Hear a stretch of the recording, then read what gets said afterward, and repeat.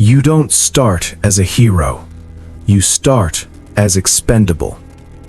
The first time you step onto the training grounds, the weight of the ruck on your back feels like it's trying to crush your spine. Your boots are already rubbing blisters into your heels, and the instructor's voice cuts through the air like a whip. You are nothing right now, less than nothing. Prove me wrong. This is where your life in Special Forces begins, at the very bottom. You're the new guy, the FNG, the one who carries the extra ammo, the radio battery, the breaching charges, and everyone else's expectations. You move when they tell you to move. You shut up when they tell you to shut up.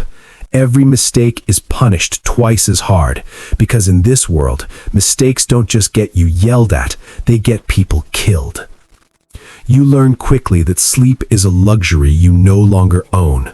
You run until your legs shake. You shoot until your shoulders burn.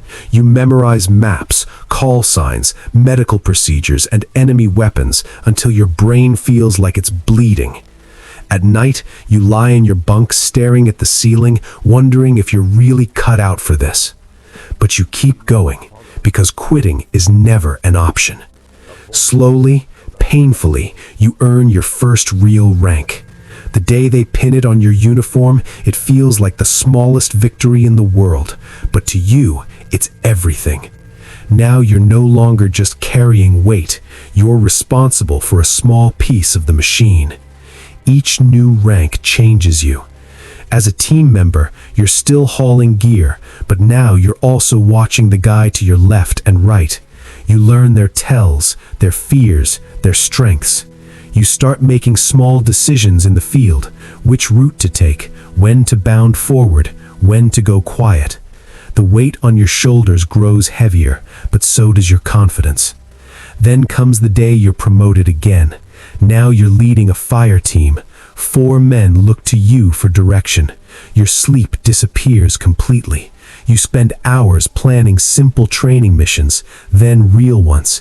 You brief them, you lead them, you bring them home. Every decision feels heavier. One wrong call and the man who trusted you might not make it back to his wife and kids. You learn the brutal truth of leadership. The higher you climb, the more alone you feel. With every promotion, the missions grow more complex and more dangerous. You move from supporting roles to planning entire operations. You sit in dimly lit rooms with maps spread across tables, arguing over insertion points, extraction windows, and contingency plans. You make calls that decide who lives and who dies. You stop counting the countries you've operated in. You stop counting the nights you've gone without real rest.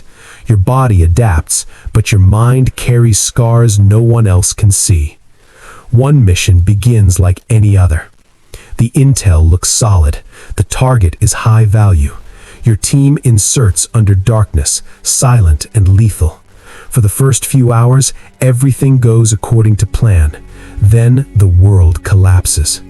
The intel was bad. Enemy forces were waiting. Communications are jammed. The planned extraction window closes before you even reach the objective. Gunfire erupts from 3 directions at once. Men you've trained with for years start dropping. Chaos swallows everything. You're cut off deep in hostile territory. No resupply, no quick exfil. Just you, what's left of your team, limited ammo, and an enemy that seems to multiply in the darkness. Wounded men are leaning on each other. Someone is screaming in pain. Another is trying to keep pressure on a bleeding wound while returning fire. The air smells of cordite, dirt, and blood. And then the worst part happens. The team leader is hit badly. He's gone before you can even drag him to cover. Suddenly, you are the highest-ranking survivor. Every surviving pair of eyes turns to you in the flickering light of muzzle flashes. They're exhausted, bleeding, terrified, but they're waiting for your word. The weight of every rank you've ever earned crashes down on you in that single moment. You have seconds to decide. Option 1, hold this position, dig in and hope reinforcements can reach you before the enemy overruns your thin defensive line. Risk total annihilation if they bring heavier weapons. Option 2, move now. Break contact and try to reach a secondary extraction point. Risk walking straight into a prepared ambush or leading your wounded men into even worse terrain. Both choices can end with everyone dead. Your heart is pounding so hard it feels like it might crack your ribs. Sweat and blood mix on your face. You look at the faces around you, men who have followed you through hell already. You make the call. Your voice comes out steady, even though everything inside you is screaming. You give the order. Clear, calm, final. The team moves.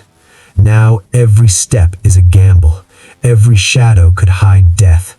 You push forward through the night, dragging wounded brothers, returning fire when you have to, conserving every round like it's gold.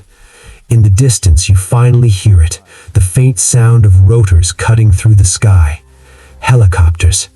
Or maybe it's just more gunfire echoing off the hills. You can't be sure yet. You keep moving. You keep leading. You keep praying that the sound you hear is salvation and not the final nail in your coffin. The night stretches on, every second feeling like an hour. You don't know if you made the right choice.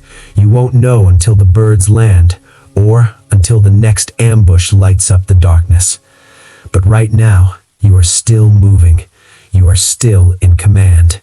And tomorrow, whatever happens, your name will either be spoken with respect in the teams, or it will become another quiet story of men who gave everything on a night no one will ever forget.